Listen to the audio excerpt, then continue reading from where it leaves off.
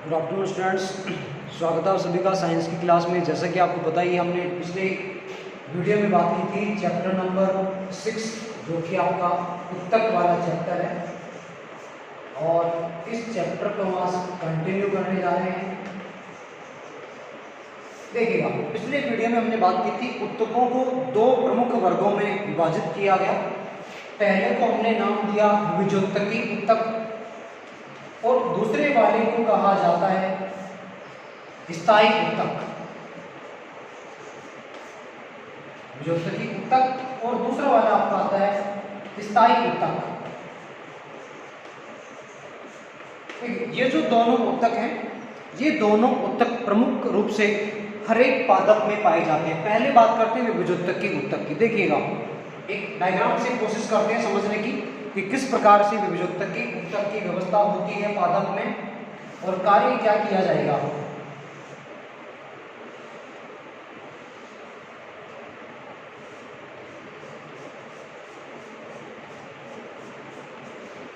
देखिएगा, ये हम डायग्राम बना रहे हैं विभुजोत्तकी उत्तकों के प्रकारों की, वो कहाँ और किस प्रकार से एक पादप में स्थित रहते हैं।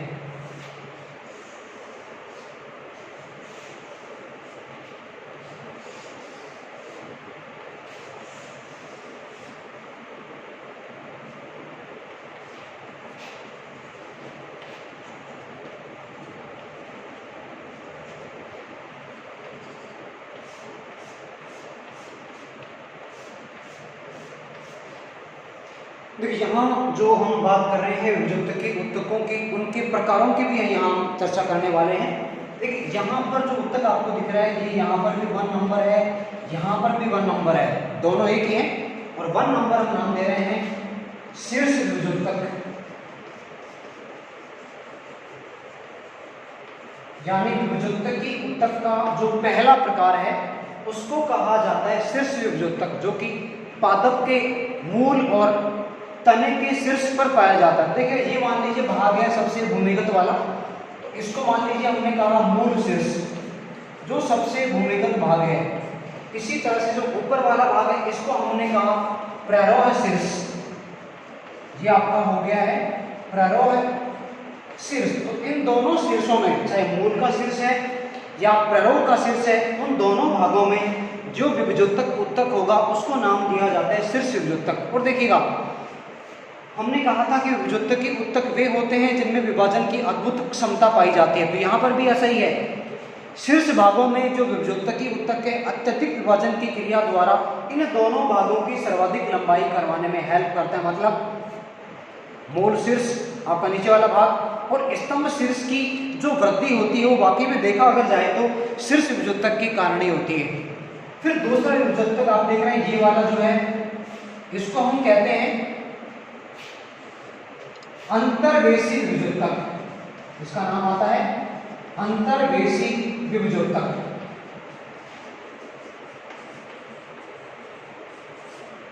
एक अंतर्वेशी विभुजोत्तक वो विभुजोत्तक होता है जो कि पत्तियों के साथ साथ तने पर पाया जाता है। मुख्यतः इसकी उपस्थिति तने पर देखी जाती है। जैसे कि आप एक तने को देखें तो तने पर कुछ इस प्रकार की संरचनाएं हमें दिखाई देती है। यहाँ से पत्ती निकली रहती है। इस भाग को कहा जाता है पर्वसंधि। ये भाग हो गया आपका पर्वसंधि। ये भी आपका पर्वसंधि वाला भाग है। पर्वसंधि वो भाग है जहाँ से पत्तियां निकलती हैं। पर्वसंधियों के बीच के भाग को कहा जाता है पर्व। यानी दो पर्वसंधियों के जो बीच का स्थल है उसको कहा जाता है पर्व। पर्व वाले भाग में अंतर्वेशी विभुजोत्तक की स्थिति देखी जाती है, जो कि तने की लंबाई में वृद्धि करवाएगा। अब तीसरा वाला जो विभुजोत्तक आप देख पा रहे हैं, ये वाला, ये तीसरा विभुजोत्तक है और इसको कहा जाता है पार्श्व विभुजोत्तक। इसका नाम है पार्श्व विभुजोत्तक। देखिए, जैसे कि नाम से स्पष्ट हो रहा है, पार्श्व ये साइड में प्रेजेंट है। तने तथा जड़ दोनों में पाया जाता है। तने की मोटाई और जड़ की मोटाई में वृद्धि करवाने में पार्श्व विभुजोत्तक महत्वपूर्ण भूमिका निभाता है। और इसके साथ साथ एक और जानकारी आपको याद रखनी पड़ेगी कि पार्श्व विभुजोत्तक केवल द्विबीजपत्री पौधों में पाया जाता है। जो द्विबीजपत्री हैं, जो डाइकोट हैं, उनमें ही केवल पार्श्व उपयोजक हमें देखने को मिलेगा। यानी जो मोनोकोट है, मोनोकोट में पार्श्व उपयोजक नहीं पाया जाता है। इसीलिए आप देखें उनका जो तना है आपको मोटाई में ज़्यादा नजर नहीं आएगा, तो उनकी जड़ें भी पतली होती है, क्योंकि जिनकी बीजों में एक बीजपत्र पाए जाते हैं। एग्जाम्पल की बात करें, आपका मक्का, बाजरा, गेहूं, चावल, ज्वार, ये सभी एक बीजपत्री हैं, तो इनके पादप शाकीय होते हैं, यानी वहाँ द्वितीयक वृद्धि नहीं पाई जाती है। क्यों नहीं पाई जाती है? क्योंकि पार्श्व उपयोजक अनुपस्थित है। अच्छा, पार्श्व उपयोजक का भी एक एग्जाम्पल माना जाता है कैम्बियम एधा, जो पार्श्व उपयोजक है उसका एक एग्जाम्पल होता है एधा। यानी एधा अगर कैम्बियम जिसको कहा जाता है, आप पढ़ेंगे हायर क्लास में, एधा अगर उपस्थित है तो वहां पर द्वितीयक वृद्धि होगी, यानी पार्श्व उपयोजक वहां पर होगा और वहां तने और जड़ की मोटाई में या फिर डायमीटर में वृद्धि होती चली जाती है। तो ये बात नहीं करनी है विभुजोतक के प्रकारों की और उनके कार्यों की। तो याद रखिए आप, विभुजोतक उत्तक 3 प्रकार के हैं। शीर्ष विभुजोतक जो मूल और तने के शीर्ष पर है, अंतर्वेशी विभुजोतक जो पर्व संधियों के मध्य पाए जाने वाले पर्व वाले भाग में पाया जाता है, पार्श्व विभुजोतक द्विबीजपत्री पादपों में पाया जाता है, जो कि जड़ और तने की मोटाई में वृद्धि करवाता है। अगला नंबर 2 का जो उत्तक आता है, जिसको हमने कहा है स्थायी उत्तक, काफी महत्वपूर्ण माने जाते हैं द्वितीयक स्थान पर आने वाले उत्तक भी, जिनको हमने कहा स्थायी उत्तक। देखिए, स्थायी उत्तक वास्तव में विभुजोतकी उत्तकों के ही भाग हैं। विभाजन की जिनमें पहले क्षमता थी तब वो विभुजोतक उत्तक है। जैसे ही उनमें विभाजन की क्षमता समाप्त हो गई है, विभुजोतकी उत्तक ही स्थायी उत्तक में परिवर्तित हो गए हैं। और स्थायी उत्तकों को भी 2 प्रकारों में बांटा गया है। पहले प्रकार को हम कहते हैं सरल उत्तक, पहले वाले का नाम है सरल उत्तक और द्वितीय वाले को कहा जाता है जटिल उत्तक। दूसरे वाले का नाम है जटिल उत्तक। पहले हम बात करते हैं सरल उत्तक। देखिएगा, सरल सिंपल टिश्यू जिनको अपन कहते हैं, सरल उत्तक वो है जिनमें एक ही प्रकार की कोशिकाएं पाई जाती हैं। यानी यहाँ हमें एक ही प्रकार की कोशिकाएं देखने को मिलती हैं, कोशिकाएं एक ही प्रकार की हैं। एग्जाम्पल की बात करें तो सरल उत्तक 3 प्रकार के होते हैं। पहले वाले उत्तक को कहा जाता है मृदुत्तक, दूसरे वाले उत्तक को कहा जाता है स्थूल कोणोत्तक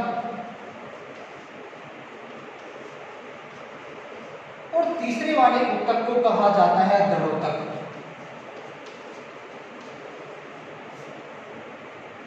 सरल उत्तक 3 प्रकार के हैं। एक को हमने कहा मृदुत्तक या पेरेनकाइमा, दूसरे को कहा जाता है स्थूल कोणोत्तक या कोलेनकाइमा, तीसरे वाले को कहा जाता है दृढ़ोत्तक। ये तीनों उत्तक सरल उत्तकों की श्रेणी में आते हैं, क्योंकि एक ही प्रकार की कोशिकाओं से मिलकर बने होते हैं। बात करें पहले मृदुत्तक या पेरेनकाइमा की। पेरेनकाइमा पादप के सभी भागों में पाया जाता है, जड़, तना, पत्ती के साथ साथ पुष्पीय पादपों के पुष्प वाले भागों में भी पाया जाता है। इसके अलावा जो जलीय पादप होते हैं, जलीय पादपों में जो मृदुत्तक है कुछ वायु कोशों का निर्माण करता है, वहाँ इनको कहा जाता है वायुत्तक, जो कि जलीय पादपों को बाउंसी यानी एक तरह से उनको तैरने में सहायता प्रदान करता है मृदुत्तक, जब ये जलीय पादपों में पाया जाता है। तो अधिकांशतया जो मृदुत्तक है वो खाद्य पदार्थों के संचय का कार्य करता है। अब बात करते हैं स्थूल कोणोत्तक की। स्थूल कोणोत्तक सामान्यतया द्विबीजपत्री पादपों की पत्तियों में पाया जाता है। जो डाइकोट प्लांट है द्विबीजपत्री है। एग्जाम्पल की बात करें, सभी दालें हमारी द्विबीजपत्री हैं। पीपल द्विबीजपत्री है, बैनियान ट्री बरगद आपका द्विबीजपत्री है।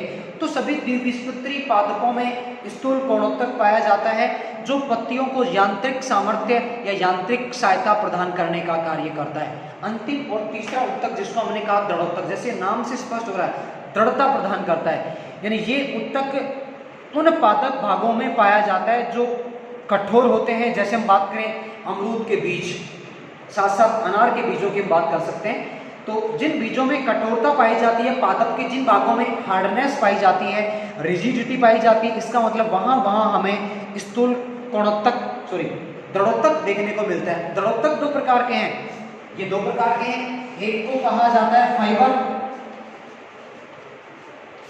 और दूसरे को नाम दिया जाता है स्क्लेरिड।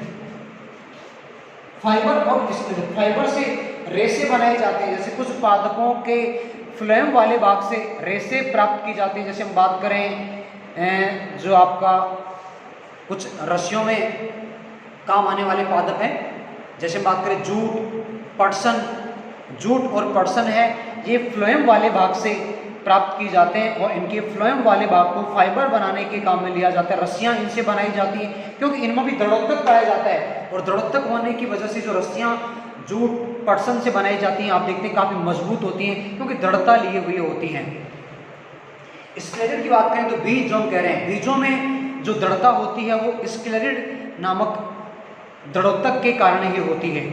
तो ये जो सभी उत्तक हैं पादपों में पाए जाते हैं। इन दो में से तीन में से जो नीचे वाले जो स्थूल कोणोत्तक और दृढ़ोत्तक को कहा जाता है यांत्रिक उत्तक, क्योंकि दोनों उत्तक पादप को यांत्रिक सामर्थ्य प्रदान करते हैं, यांत्रिक सहायता प्रदान करने का कार्य करता है। अपन ये भी कह सकते हैं ये दोनों उत्तक यानी स्थूल कोणोत्तक और दृढ़ोत्तक पादप को मजबूती प्रदान करने का कार्य करते हैं। अगले उत्तक आते हैं जटिल उत्तक।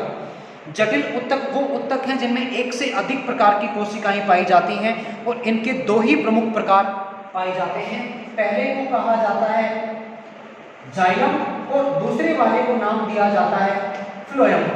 जाइलम और फ्लोएम, जाइलम और फ्लोएम ये दोनों जटिल उत्तकों की श्रेणी में शामिल किए जाते हैं क्योंकि इनमें कोशिकाओं की संख्या एक से अधिक होती है, इसलिए इन्हें जटिल उत्तकों की श्रेणी में शामिल किया जाता है।